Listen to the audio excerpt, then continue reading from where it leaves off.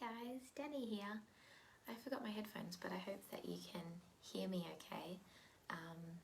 Ivy's asleep. I've got my decaf coffee for the morning and I thought we would have a chat. Chatting about good and bad foods today. If you have read my book, Quit Stressing About Food, you know my stance on this. But really wanted to talk about creating a healthy relationship with food and how that can actually change your eating habits from the ground up, rather than trying to restrict and diet and punish yourself with food and, you know, all those kinds of things that we do to ourselves. So starting off with this idea of good and bad food, right? We kind of have this tendency in our society to label healthy foods as good and unhealthy foods as bad. And the reason I think this becomes really detrimental and has the opposite effect is that we tend to rebel against those labels that we've put on food. It tends to make us feel guilty about eating certain foods, and that guilt can lead to emotional eating, binge eating, all those kind of things that we're trying to avoid in the first place. So if we think about like good foods as being, you know, your typical healthy foods, and bad foods as being like unhealthy foods, I really recommend that you change that language to what makes me feel good and what doesn't make me feel good. So even the terms healthy and unhealthy can carry a whole load of guilt and shame and things like that. So I think because it's been so pushed by the dieting industry, this idea of good and bad food can really trigger us, and the words healthy and unhealthy when it comes to food can also trigger us to feel guilty, to feel shameful, and like I said, all those emotions can then lead to eating more of the thing that you're trying not to eat, or emotional eating, binge eating, all that kind of thing. So focusing on what makes me feel good. And if we think about chocolate, which might be, you know, labeled a bad food or unhealthy food, a small amount of chocolate might actually make you feel good, but a large amount of chocolate might make you feel a bit yuck. And so when we focus on how food makes us feel, we then have the power to, the ability to listen to our body and what it's telling us, and we gain that trust back in my body knows what's best for me, not a list of what foods are good and what foods are bad. Some dietitians might say that whole grain bread is good, but for me as a celiac, it doesn't make me feel good. So it really is specific in terms of what foods make you feel really good and what foods don't make you feel so good. I know a lot of people struggle with certain vegetables that they can't eat. It upsets their stomach. Whereas those vegetables, if you looked at like a typical list of what's good and what's bad, those vegetables would be on it. So the idea of looking at what makes you feel good and what doesn't make you feel so good brings you back to your body, brings you back to trusting your body, how you feel, knowing that your body knows the answers more than some generic list that's kind of a one-size-fits-all. And it reminds you that you're an individual, and that what makes you feel good might be different to what makes someone else feel good. So when we focus on that, we can kind of come back to our bodies, trust our bodies, listen to our bodies, which is something that a lot of us have forgotten how to do. Remember that we're individual, and also it takes away those emotions around eating good food or bad food. It's just like, no, I choose to eat things that make me feel good. It doesn't mean that you won't sometimes forget, but you're then able to, you know, say you eat too much chocolate and you feel not so great afterwards. It's not a matter of beating yourself up about that. It's a learning, and there's a lesson in that. So you can look at it and go, okay, I just remembered that, you know, however much chocolate is my limit, after that point, it doesn't actually make me feel good. So next time I'll have the smaller amount, or, you know, whatever it is.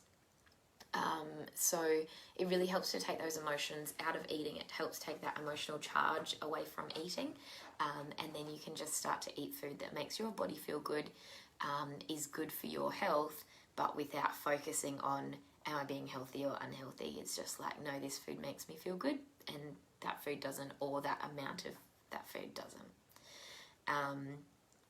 Often when I start talking to clients about kind of getting rid of the labels around food and listening to their body, listening to how they feel, listening to their intuition, and just eating whatever they want, they tend to think that they're going to just go crazy and eat nothing but, junk food.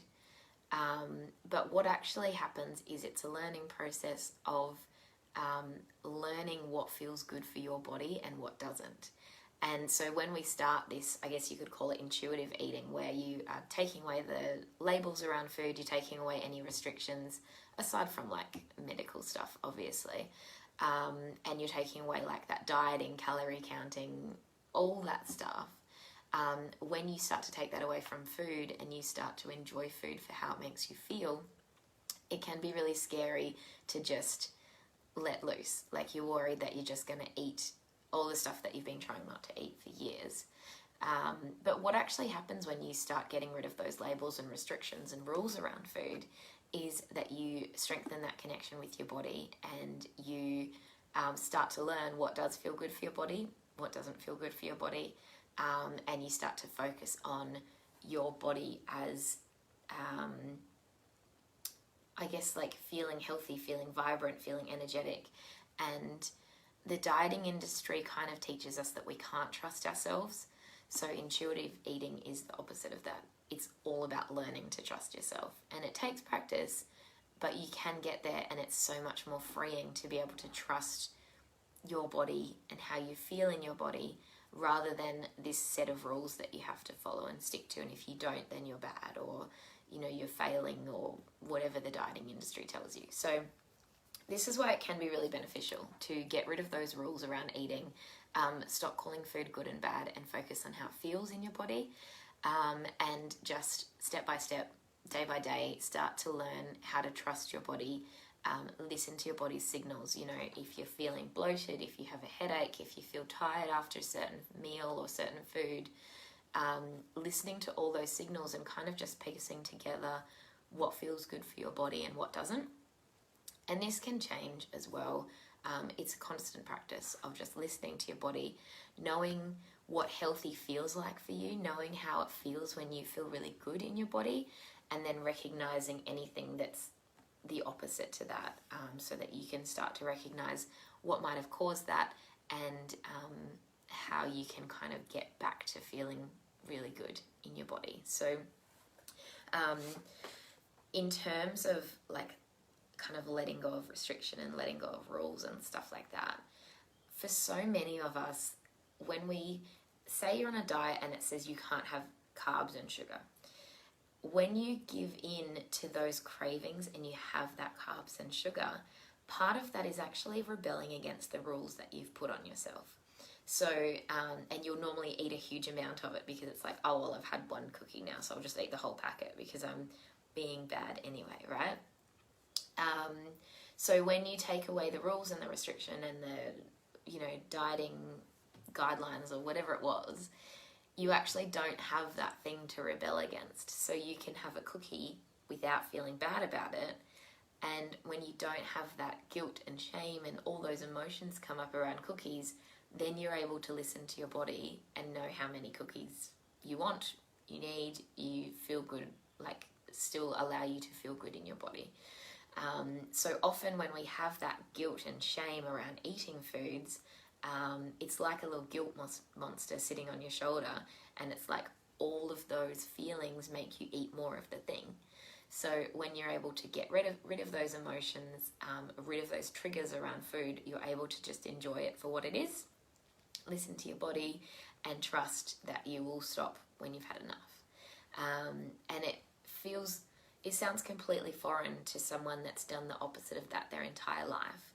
But if you think about the rules and restrictions and all of that stuff that you've placed around food, and check in with why you actually rebel against those, the rebellion is part of the attraction to that. So when you take away all of those rules, it's like a child that has a really strict home life, right? Sometimes they just go off the rails because it's like, I'm rebelling against all the rules you've put on me.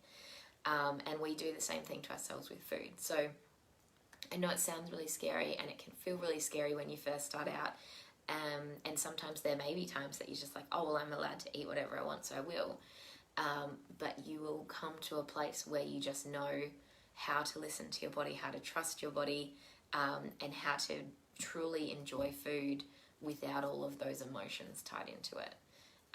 If you've ever had like a binge eating session or eaten too much of a food that you were trying to avoid, you'll know that you don't actually enjoy the food, right? Sometimes I remember when I used to eat emotionally and binge eat and stuff like that, it was literally just like the feeling was, let me eat this as quick as I can so that it's gone and I don't have to look at it anymore and think about it.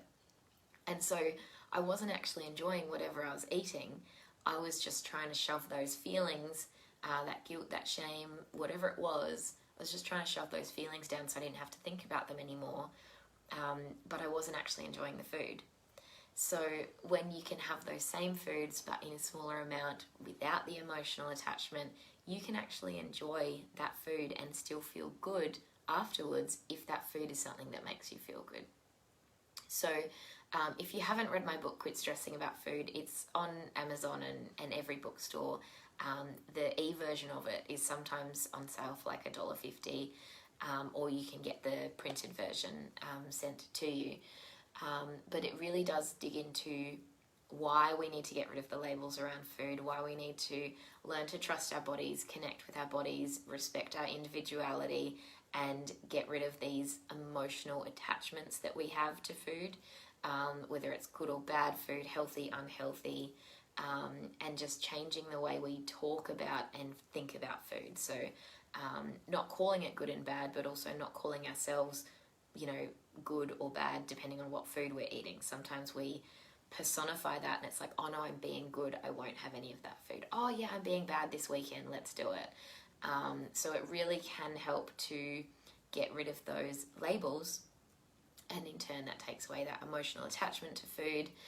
It frees us up to start learning about our bodies, learning what makes us feel good and what doesn't at an individual level, which may be different to what the diets tell you to do. It may be different to what your friends feel good with, and it really brings us back to that place of trusting ourselves.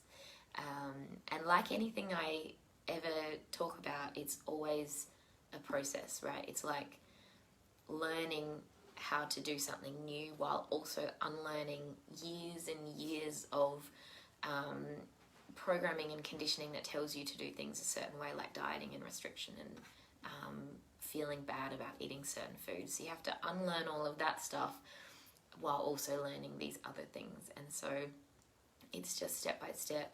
You'll, stuff up and revert back to your old ways of doing things, and you just have to remind yourself that you're unlearning that, you're trying something new, and you're being gentle and kind to yourself the whole way along, and that it will take a little bit of time to get there, but I find that when you start changing your relationship with food, even the smallest kind of steps along the way make a huge difference to you being able to enjoy food again, relax around food, and get rid of some of those emotions that we tend to attach to food that don't need to be there at all. So I can see a few of you watching. I know that this is like a tricky time to show up live, but if you have any questions, feel free to pop them in the comments.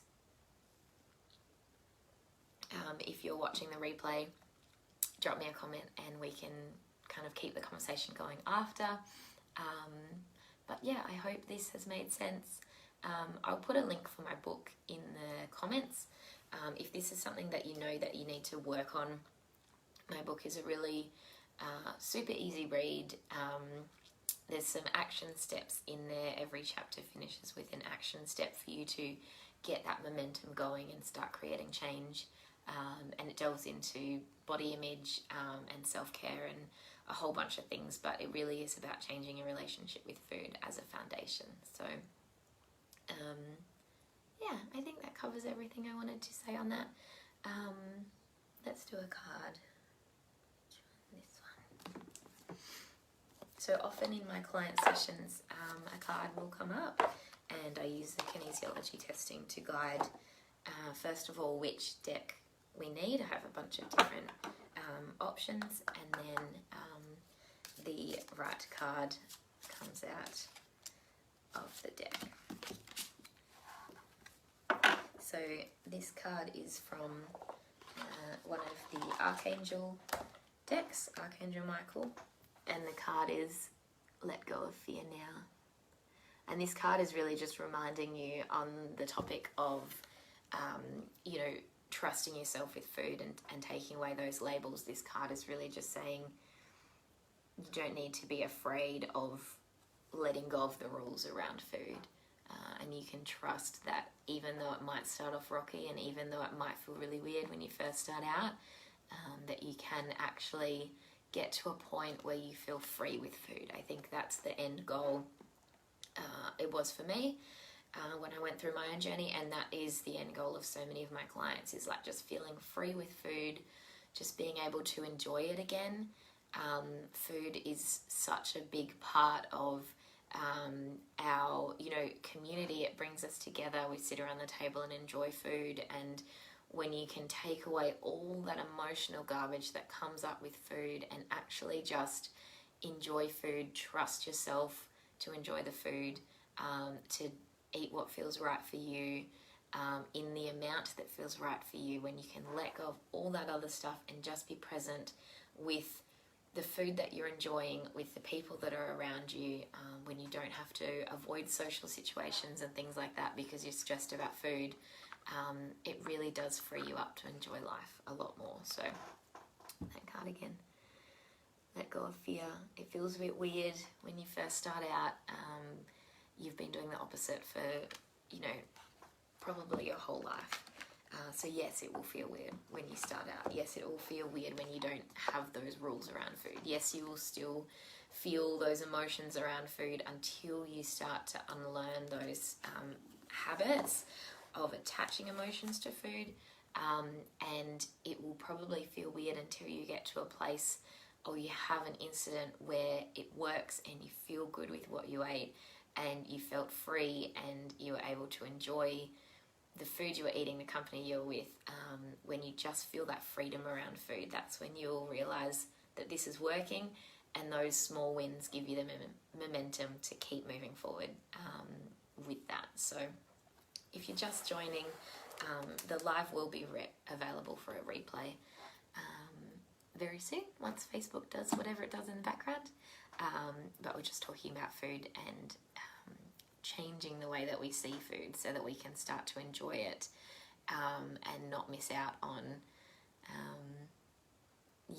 so feeling like that with healthy food. I mentioned at the start, Corinne, that, you know, we label foods good and bad, but also we can label them healthy and unhealthy, and those labels have become triggering as well in terms of feeling guilt or shame or whatever when we eat the unhealthy foods, but it really is about trusting your body, knowing what feels good for you rather than labeling foods as good and bad. So if you go back to the start, let me know once you've watched the replay, Corinne, your thoughts, and we can continue that conversation as well. So I'm going to sign off and I will see you tomorrow.